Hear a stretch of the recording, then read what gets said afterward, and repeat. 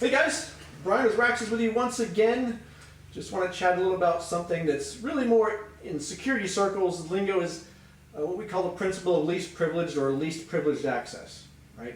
And very, very simply what that means is that your users, your systems, other assets, they don't get access to things they don't need to function, right? So if I'm a receptionist, I don't need access to HR data, right? That's pretty self-apparent, unless I'm the receptionist and HR manager, in which case, yeah, maybe I do. But the idea is that you have roles in your environment, and those roles have certain levels of access to other resources.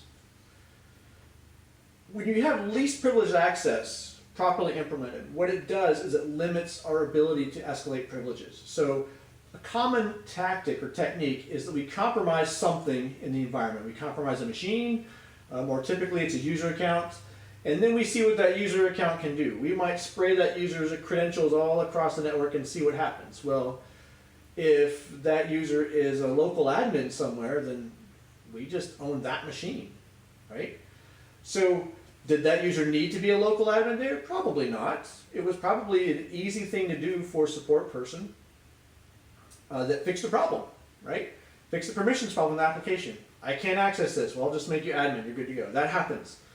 So when we attack systems, we attack users, and they don't have the privileges, or they're not restricted in their privileges, the world's the oyster because we can go all over the place with that.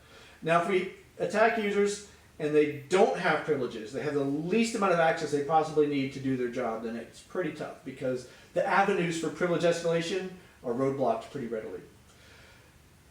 Some places we see this a lot are service accounts. And vendors, I'm looking at you, software vendors.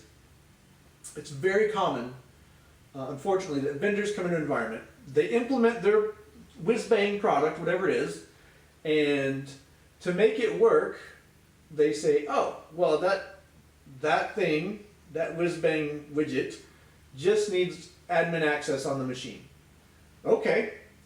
Well, the easiest way to do that is we recommend you give it domain admin. You put that service account in the domain administrators group. So you've given a service account that never changes. It really isn't monitored in most cases. The password doesn't change. And you've given it godlike rights across the network. You've made it a network deity. And guess what? That just rapidly broadened your attack surface for us. We go after those things all the time. Service accounts are a big hole for privilege escalation because vendors recommend that they're set up as domain admins, and they provide excellent attack routes to domain administrator access. So with that quick example, I want to leave you and say you guys have a great day. I want you to stay safe and be secure. Thanks.